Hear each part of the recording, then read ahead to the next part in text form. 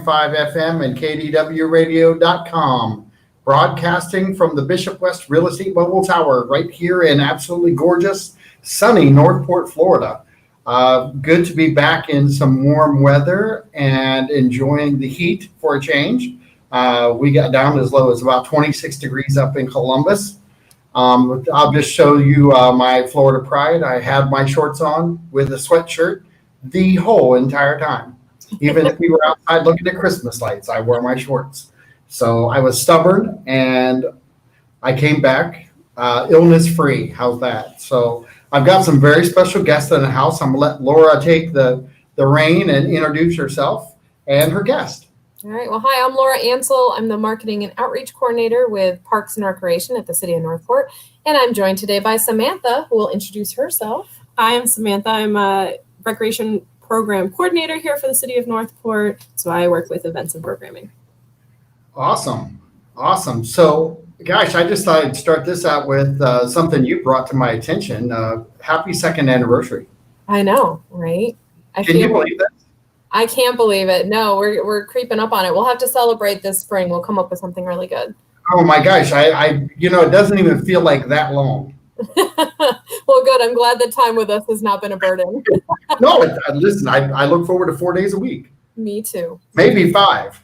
That would be good though. It's been a lot of fun learning about Parks and Rec and what you guys do with all the events, and honestly, it's actually, I wish more realtors would listen to the show because they would learn more about our great city. And it really helps to be able to sell it, whether you're talking to a total stranger out there somewhere or you're on an event and people have questions. It's really cool. So I appreciate your insight. Oh, well, thank you. We're glad you have us here. So, well, let's talk a little bit about your agenda today. What is it that you would like to discuss and teach us? Oh, the first thing, we can't ever go without chatting about some of the fun stuff that's coming up, right? Absolutely. So one of the first things we have happening yet this month is our Swim with Santa, and that is happening at the Northport Aquatic Center. It's coming up on December 19th. It's from noon to 3 p.m. And that is basically Santa's going to stop by for some fun physically distanced photo opportunities. You're going to be able to potentially get in the lazy river, find some fun, really uniquely Florida Instagram photos to make your friends up north who have that 26-degree weather jealous. And, we'll also have, in addition to the photo opportunities, there'll be crafts, there's hot chocolate. There'll be some other treats. Children under 10, we ask that they're accompanied by an adult, but the supervising adult is complimentary. So that's a fun event. It's only $5 per participant. And as I mentioned before, the supervising adult is free. And we hope a lot of people come out and join us and enjoy that. So if you'd like the information, we do suggest you pre-register because space is limited. So for those folks who would like to grab their tickets in advance, they can stop by the Aquatic Center. Or you could go online at cityofnorthport.com/parks and recreation, or you can call us for some help in getting pre-registered for that at 941-429-7275. So. And we do have some of that information now scrolling across the bottom. Look at us. Yeah, there's our card. You can find us so there. That's really thanks to Marie because, if you don't check out, I'm going to have her pop in at the end because I want to let her talk a little bit about her show. Since she's been really a great host as far as this technology, because I think it really helps us out across the board. And you'll see this later with your flyers that she's going to post out there. So it's kind of cool. Marie, that's awesome. That is really cool.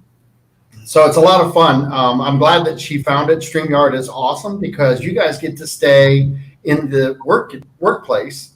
Mm-hmm. Although I don't get to see you in person, and that kind of sucks. I know. Yeah, that's all right. We'll find ways to jazz it up and play games this way too. I love it. No one can ever say Parks and Rec is boring. So it's never boring. But how is it right now within the walls of Parks and Rec with COVID, with it being as high as it is in our community and surrounding areas? Are we feeling any effect in Parks and Rec right now? I mean, I'd say that it's similar to what we experienced this summer, and I'll let Sam talk a little bit about summer camp and the steps we took there, because we did have a very successful summer with the summer camp program and no cases and all of that. So I'll let her speak about that in a minute. But I will say currently right now, the things that we're doing or seeing are the things that we have implemented and are continuing to try and be aware of. It's the additional safety measures that we implement in the facilities. At our events, it's things like when we do have an event, we try to make sure it's outdoors. We try and make sure there's signage reminding people to keep their distance. If they're not feeling well, to stay home. If they can't maintain that distance, getting masked. We do have, we've been utilizing circles at a lot of our events where, people were asking people to come and claim a circle, and then we're making sure these 8-foot circles are spaced out. So anyone who came to our concert in the park, to our recent tree lighting that was just last week, we were planning on doing that along the route for the Poinsettia Parade. Unfortunately, we didn't have enough float units to make that happen. But those types of things, we're just trying to be conscientious of implementing those types of measures so that people know that we're taking the steps we can to make sure that the event is safe and that they're welcome to come.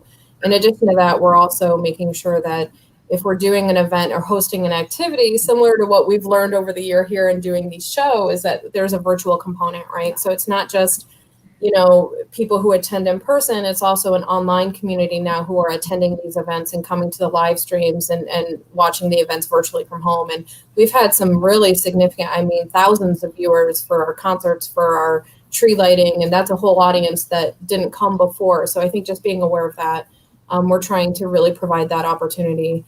We do have a really fantastic website. Staff have really stepped up. Sam is the famous Storytime with Sam video queen here. So, all of that content that we've created of activities people can do at home, it's available online. So that's cityofnorthport.com/recreate@home. And I can share that link too with you guys to post in the post later for folks who are looking for that. But Sam, you want to talk about inside the facilities and what we're seeing there? Yeah, so we are definitely taking it seriously. We have a lot of hand sanitizing stations. We have our postage signs. Like she said, in the summer camp, we did have a really good year.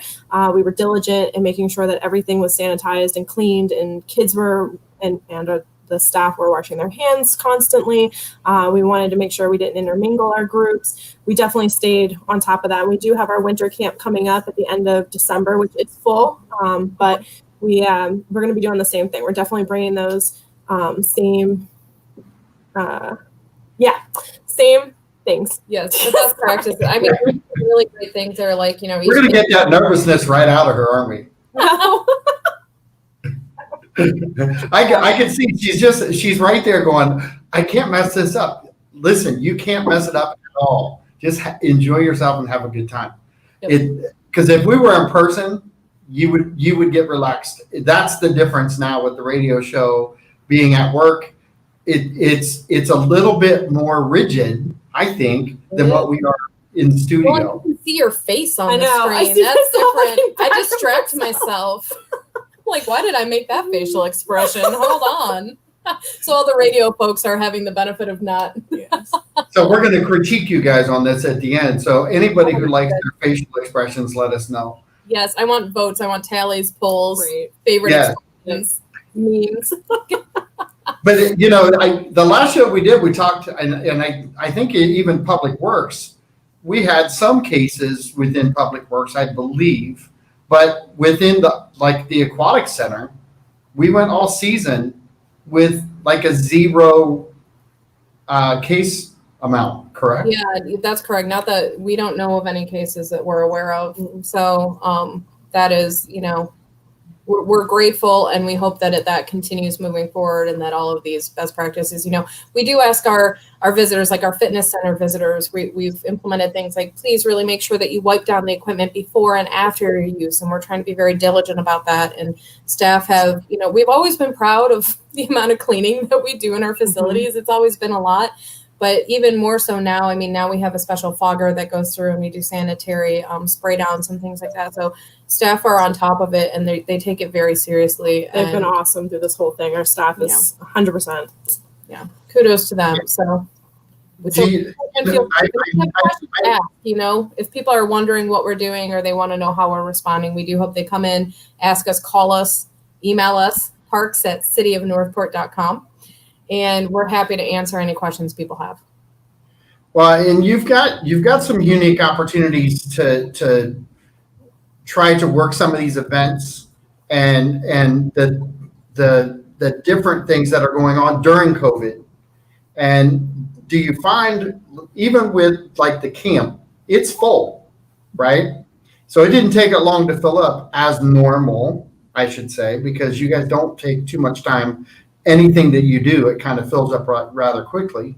But have you gotten any feedback on whether people are hesitant still about putting their kids into the camp because of COVID? Are they calling and asking questions, or are they just, because there's so much information flowing out, are they feeling pretty confident about their kids being in good shape?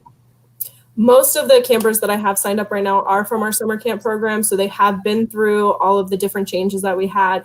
Drop off and pickup was different. We did our temp checks and everything before the kids came in. So most of the kids, I would say 99% of the kids, are past participants. So they do know that the summer was really good for the kids, that we went above and beyond to make sure that everybody was safe and taken care of. So I think that is the reason why we have gotten such a good, because we're not usually maxed out by this time. So this is actually better than normal. And I think it's because of how we handled summer camp. Nice. So did you get, and I don't think we talked about this, but did we get any feedback from summer camp? Well, I've gotten plenty of feedback from my parents, and all of them were ecstatic that we took care of their kids during a time that, everybody is a little worried about what's going on. And we did get a lot of positive feedback from our parents. And how many kids did we have in summer camp? So each week, I have the GMAT camp, which is the elementary school, and we also have the teen camp, which is over at the Morgan Family Community Center. We both had 50 campers a week.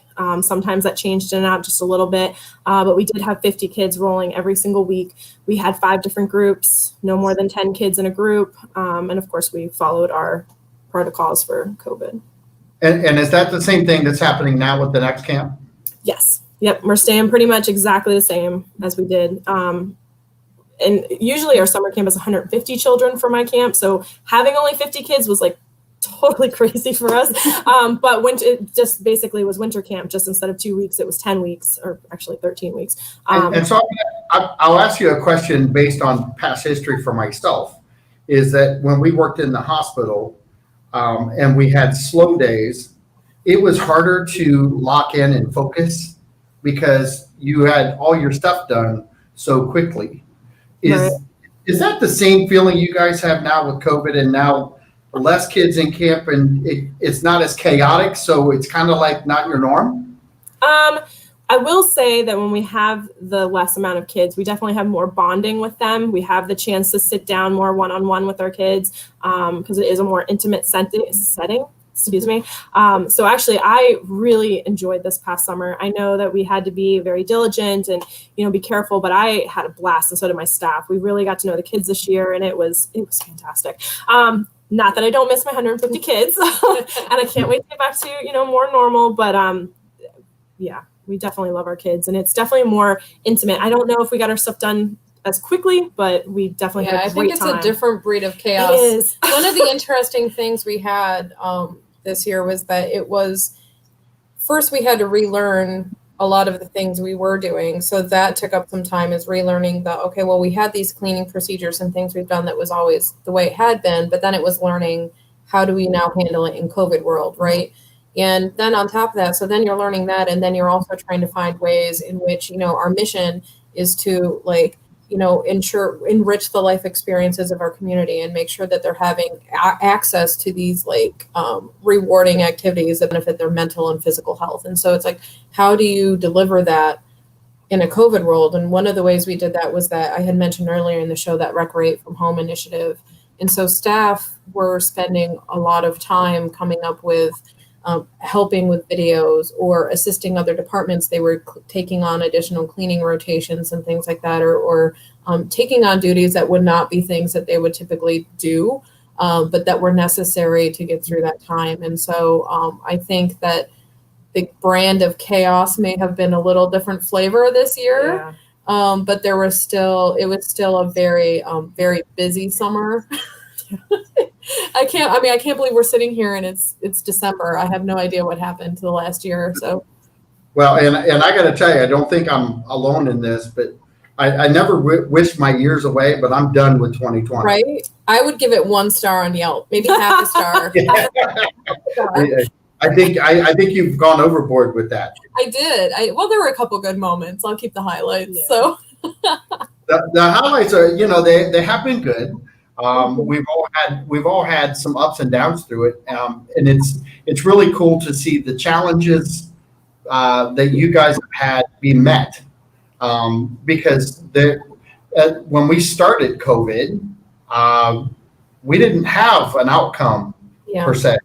You guys were really kind of shooting from the hip and trying to figure out what the next step was going to be. And it wasn't even what your plan was. It was still waiting from above, outside of even the city. We're talking state and even federal side of things to see how things were going to flow for you guys. So you had to make some adjustments on the fly, didn't you? Oh, yeah. Quite a few. What was the phrase? What was the learn and relearn and adapt? And we had a phrase for a while we were going with, but I think that I will say I'm super proud of everyone for how creative and adaptive they've been. And it's awesome to be part of this team. We had, what was it? We just had announced the Patterson Foundation just reached out to us.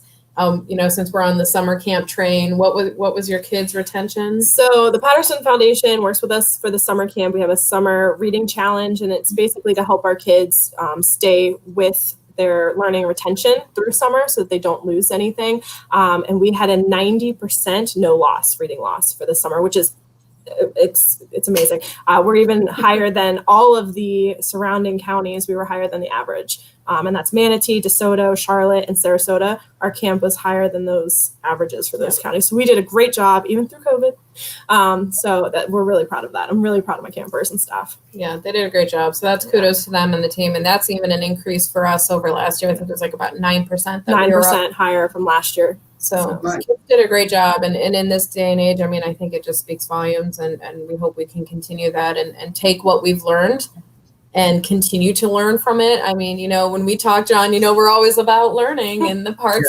world. We like to learn from our events, and we learn from our programs and from opening facilities and running facilities. We try and learn from what we've done before and the feedback that we're given. And we do take all those suggestions and comments seriously when we request them from the public, or even when they're just sharing them with us, have something they've experienced in the parks. And so we hope they continue to do that so we can just get better and better. Do you, and I know you guys really take a lot of pride in that, and you really do follow up with people, and you're really trying to get them engaged more to give more feedback, aren't you? We are. Yeah, we always want to hear, right now we have a survey running.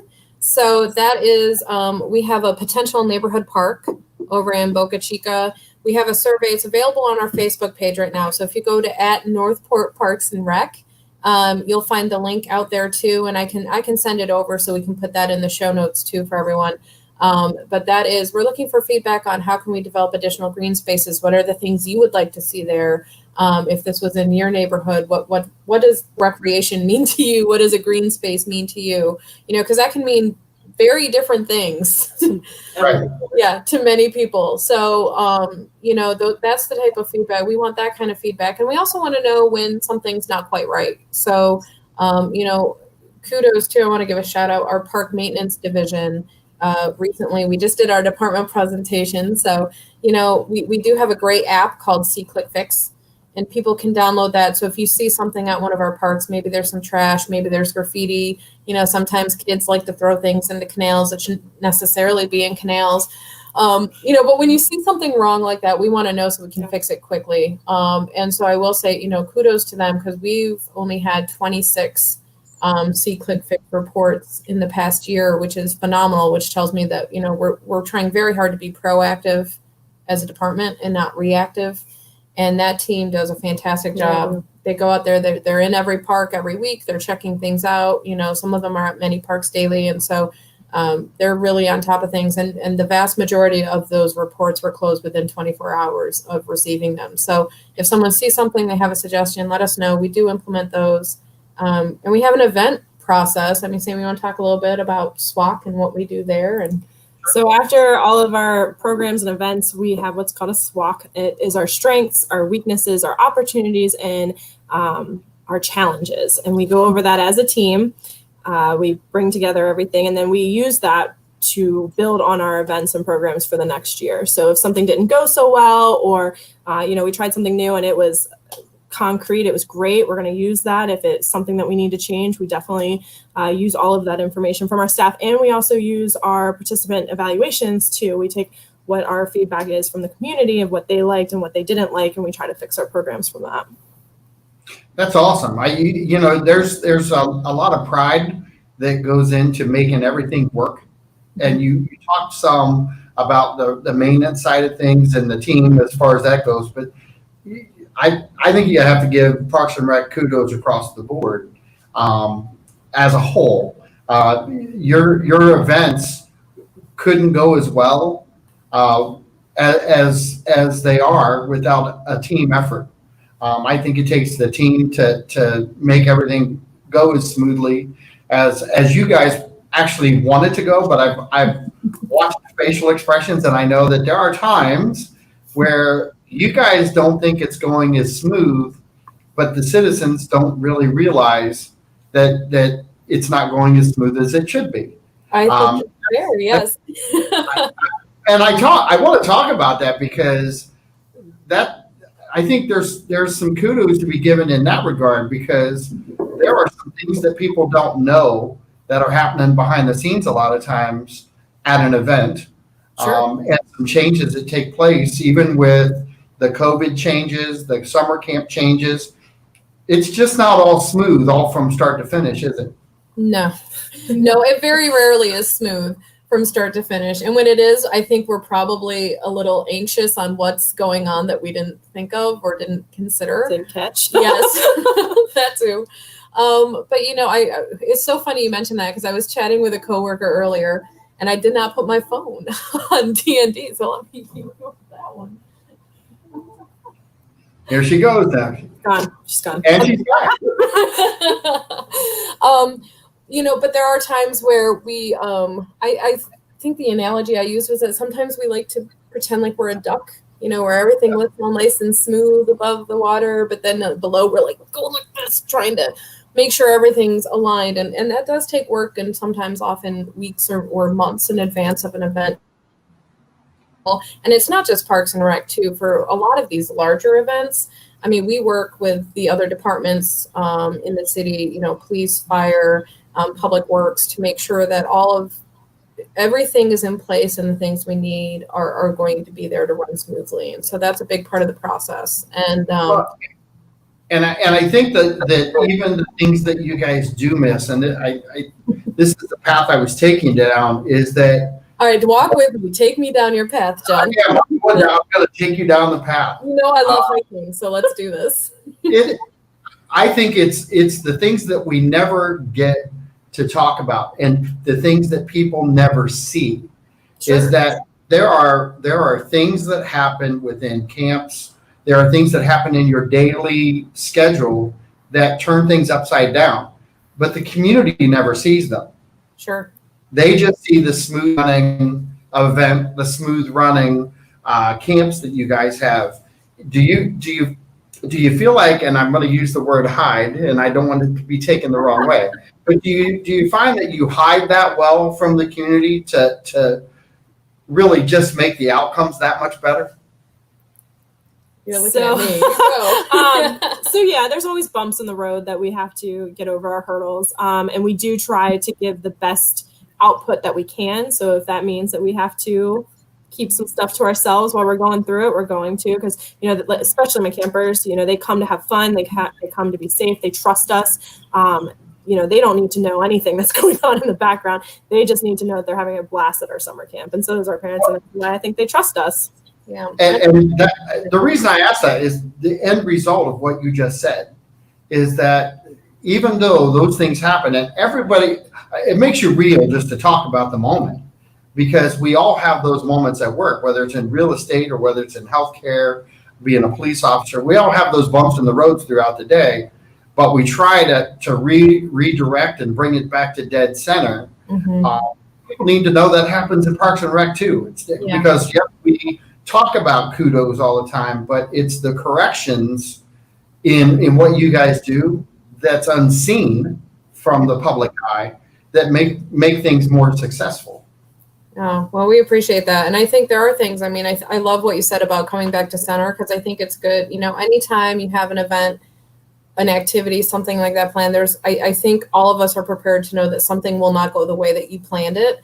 And so the best thing to do is, like, the best preparation you can have is just to be ready to think on your feet and to roll with it as it comes, because ultimately, whether maybe a stage was set up in a place that was not necessarily where it was going to be set up, or maybe there's, you know, a vendor who decided not to come and you thought they were going to be there, or, I mean, there could be a lot of different things that happen in an event space. And I think just being able to adapt to that and remember, ultimately, you're there for this experience and this cause, and just come up with an alternative plan to roll with it. You know, the people attending are not very, you know, more often than not, they're not going to know that something was not quite what you had planned. So, and Marie has a good quote for us about being flexible. I like that. You know, it's fun to listen to you guys talk about this stuff, and I want to go a different direction that we started on earlier, and I want to talk a little bit about the camp, because I know you have the summer camp as a whole, and any camp that you have. What you guys always are learning what you can do better. What do the students learn from you at camp? What are some of the things that you guys set them up for success with?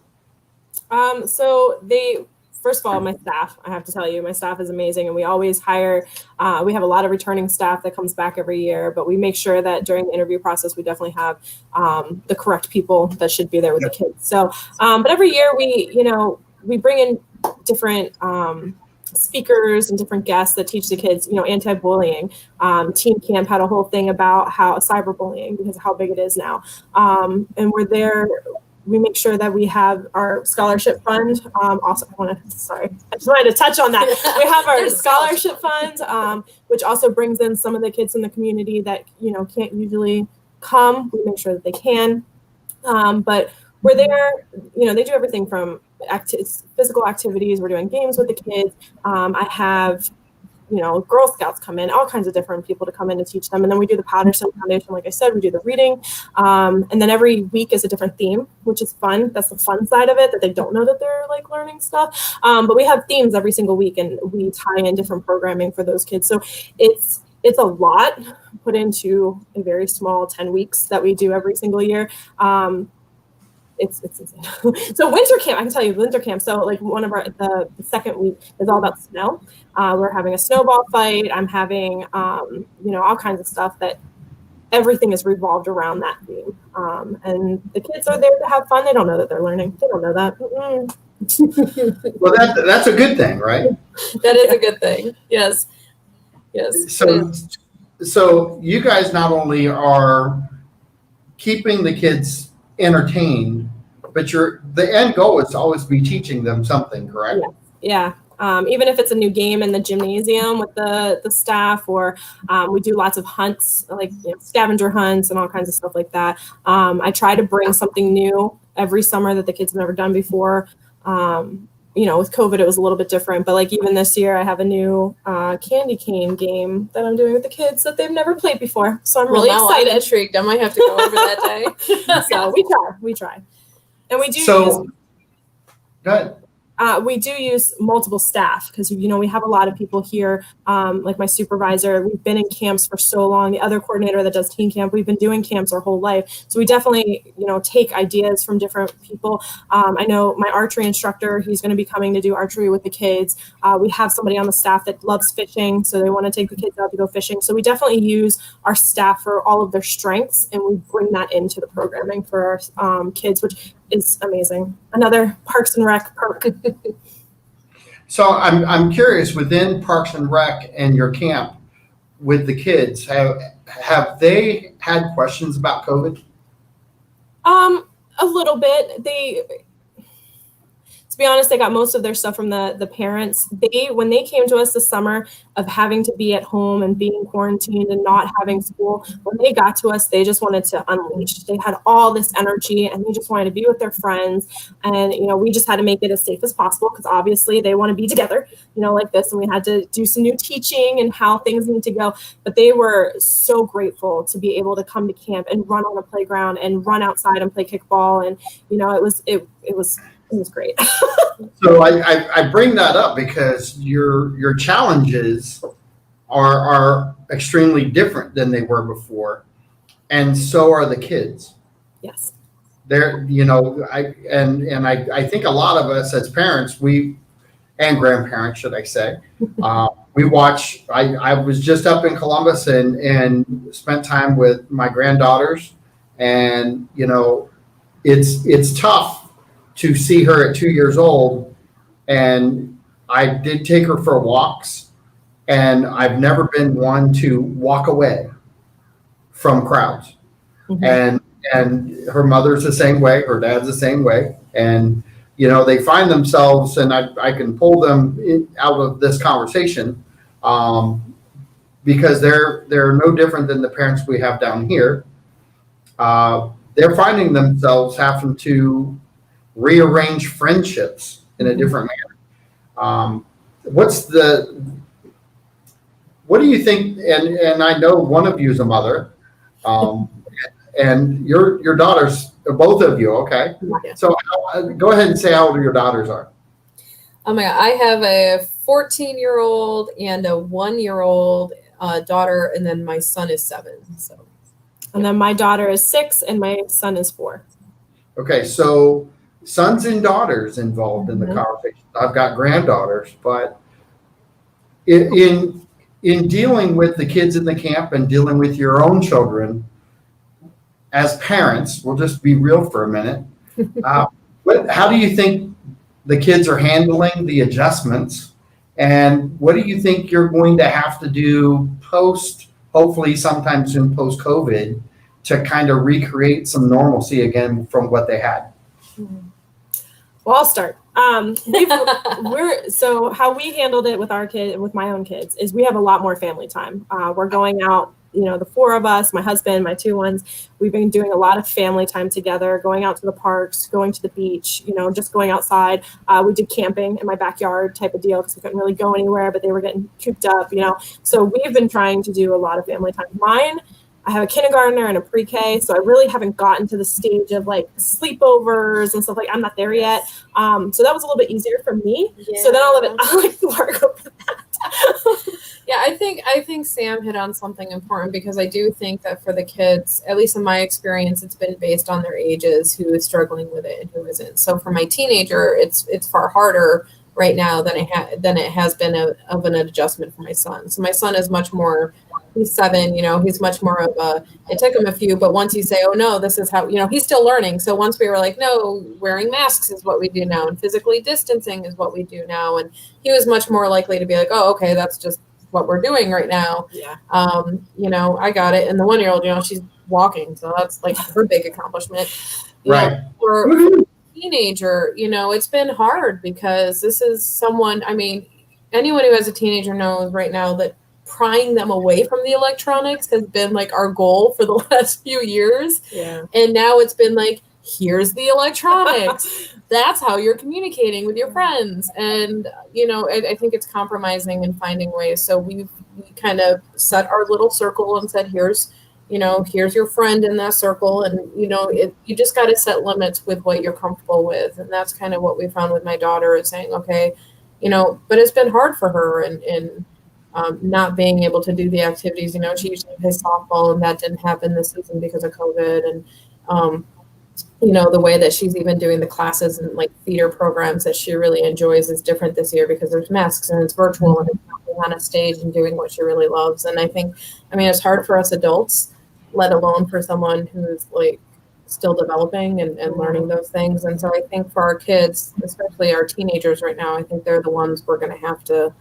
really boost up and try and get out there more. So I don't know, long term for our events and things, I think, parks and fitness programs and things, I mean, we center around building community. That's our purpose. That's one of the reasons we exist is, a playground is there to build community. City events are there to build community.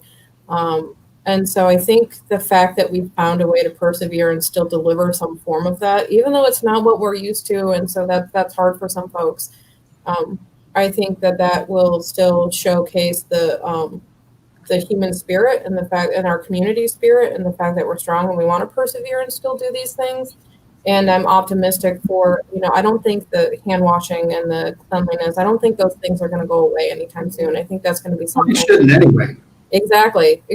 So this is something that I think it's just being aware of those things as a department and at our events and things like that, that the virtual component of it, the distance washing, being respectful of space. I think that's going to be something maybe long term. This is my opinion. I don't know what any. I'm super thankful for our department as a mother and as a with a family that we can still go to things that we're we're getting more options that are safe, that we can still go out and be with other people. Well, and I did bring you down that path for a reason, and exactly what you just said is that you're instilling not just some hope, but you're instilling the safety, and you're also bringing it from a point of view of parents who are one younger than the other, okay, as far as youngsters, and maybe as a parent, but you're still going to be dealing with some effects down the road, and we all are, whether we have kids or grandkids or just kids in our neighborhood that we are close to. It's dealing with them in a different fashion now than ever before. And I think that we're all going to have to kind of step back from this, hopefully at some point in time, that when it does kind of die down a little bit, so that we can, and I'm a huge pusher for normal. I'm 100% buy-in on I want to go back to normal. I know that there's going to be some changes to normal, and I can adapt. Yeah. Just like you guys are adapting with everything you're doing with COVID, with your camps, and with any of the events that are out there. People are definitely trying to find a way, and you guys are doing that with, and I want to say this, not with just Parks and Rec in mind. You're actually doing it as parents who are really engaged with kids and trying to bring them across the line in a different fashion too. Yeah. And so I keep giving you guys kudos, and I don't want to build you up that much. That's okay. We're basking in it out. We got to enjoy this. For all those hiccups we talked about too. Yes. Well, and the whole thing is we're all dealing with different things now that we've never had to deal with before, and we're making adjustments. And even you brought up the fact that we take technology away and then we give it back. Right. Well, there's more people right now in age brackets that didn't know what a computer was that now have computers at home. Yes. And it's really trying to get them adapt to find you, whether it be on Facebook or to get that information out that is critical at this point in time. It really is, and letting people know where they can go, because I think everybody has different levels of acceptable risk through this, right? Everybody's different, more comfortable with different levels of that, and so one of the things I think that people are pretty much across the board, one of the things we've seen, at least in terms of the stats and what the National Recreation and Park Association has come out with, is that people are now more than ever understanding the importance of those green spaces of our parks, of getting out and taking a walk and being in nature. I mean, the mental and physical benefits alone are amazing. And I think from what I've heard from others in the industry, that's the information people are looking for, is even on their vacations, of where can I go camping now, even if they weren't necessarily camping families before, or where can I go for a walk, or where are some of these places where I can take my kids so they can get out the wiggles and, get out the wiggles. Yes. And just have that benefit. And I think that is so important for the people in our community, I do encourage you to go out and explore. We do have more than 400 acres of parkland here in the city of Northport. And I think that, we're very fortunate in that we do have that. And if you're looking for a local park, we do have some resources. You can go to cityofnorthport.com/mylocalparks. And you can also Google Maps them. Mhm. They're out there, but that cityofnorthport.com/mylocalparks website also has an amenity search. So if you prefer big grassy fields where you can kick a soccer ball around, if you're looking for a playground, if you're looking for a place to grill out, you can do a search, walking trail, boundless playground right next to the boundless playground in the Garden of the Five Senses. We just added a really nice paved accessible walking trail there, and we partnered with our friends at the Sarasota County Libraries for the story stroll. So if you want to read a book while you walk with the kids, that's a great option.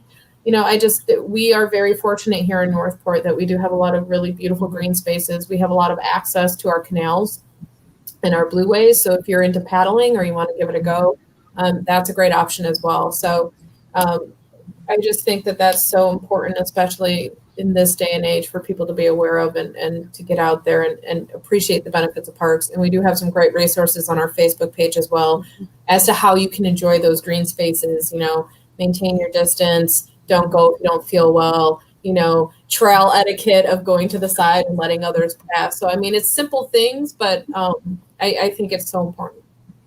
Well, and there's another park you didn't mention. And the dog park. The which one? The dog park. The dog park. Oh, yes, that's true. Canine Canine Club. Club. Yes. You can take your four-legged friends to the Canine Club. And I bring that up only because when the park shut down, so did the dog park.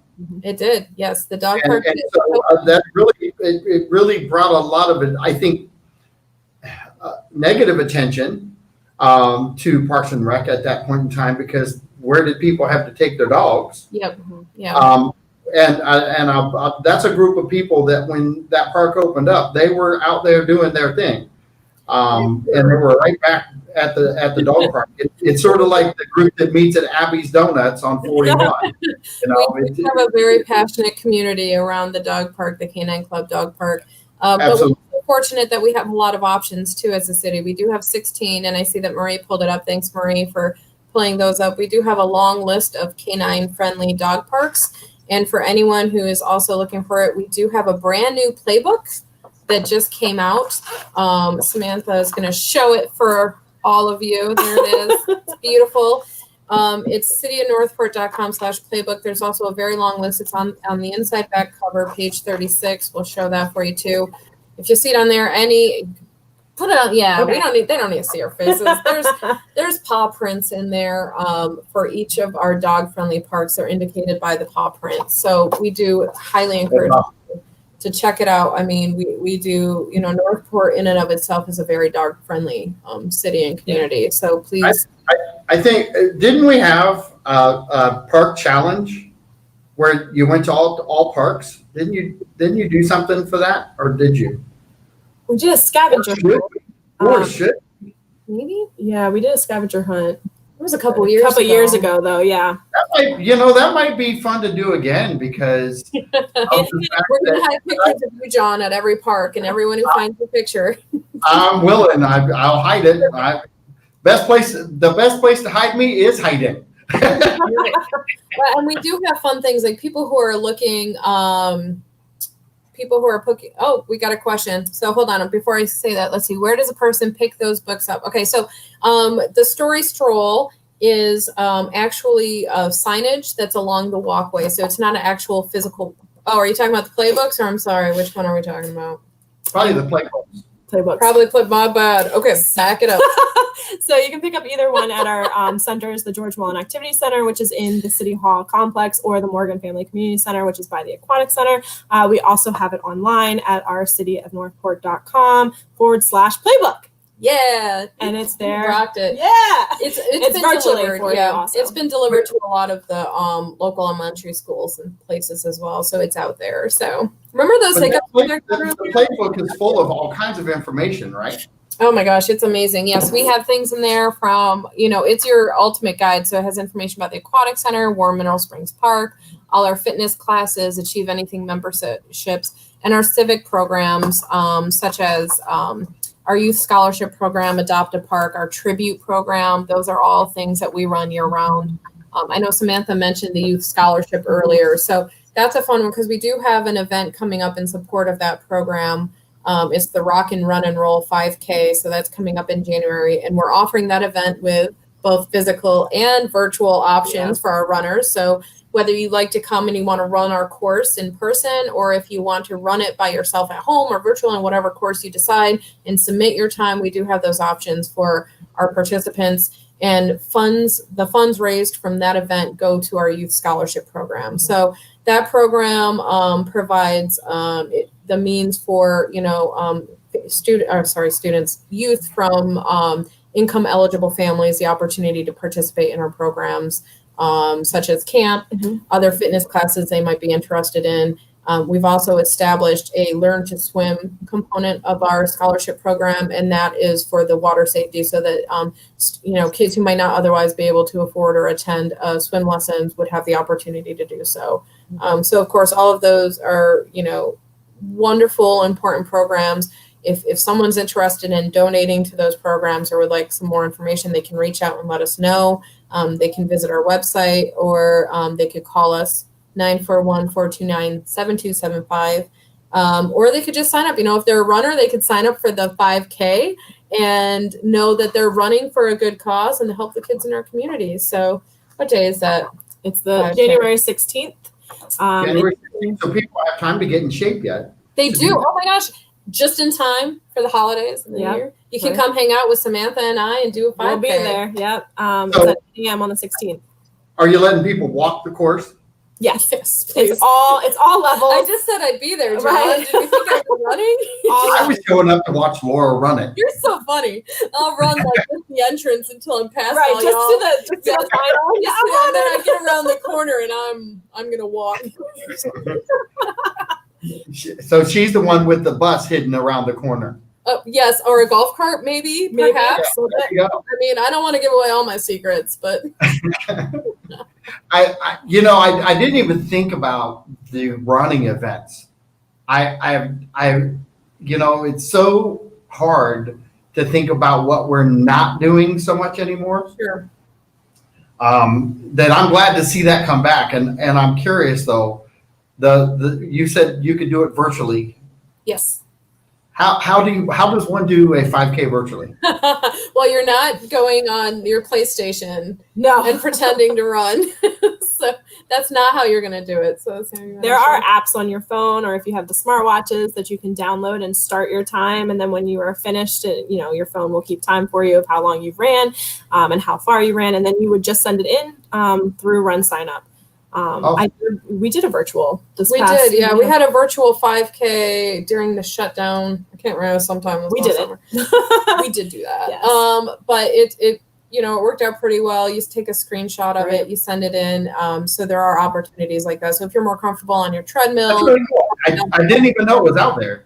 Yes, it's pretty fun. So Run Sign Up is where you can register for that. And I'm looking for the URL because I do not remember it off the top of my head. While she does that, I do want to say that we do have a theme. It's the Rockin Run Roll. Okay, so this year is the 70s. So we're definitely celebrating the 70s. So if you do come out to the race, please dress up, be themed. We're going to have some games and, different things that are 70s themed that we're really, really excited about. And as John so kindly pointed out, please do not feel like you have to run. Right. Okay, you can walk this. You can push your kids in a stroller. You can wear roller skates. It's a rock and run roll. The roll is in there. So what I heard is, John, you're coming with your roller skates, right? Yes. Well, listen, just as long as the ambulance is following behind me, I might. Perfect. I'll let the EMS know. You can go there. The sign up is runsignup.com. It's /NP5K. So runsignup.com/NP5K. You can also go to our Northport Parks and Rec Facebook page under our events, and we have all of this listed there. And if you just click Get Tickets, you'll be all set. They don't let me call it like register; they call everything tickets. So it's fun times. But. Well, the big thing is to share this information. So we've got about a minute and a half left, but the biggest thing we could ask from everyone is to hit the share button on this video and share it as much as you can. Send it to people you think that might have interest in anything in Parks and Rec. They're going to get lots of information. I just want to take time out to thank you both for coming on the show. Thank you for having us. It's great.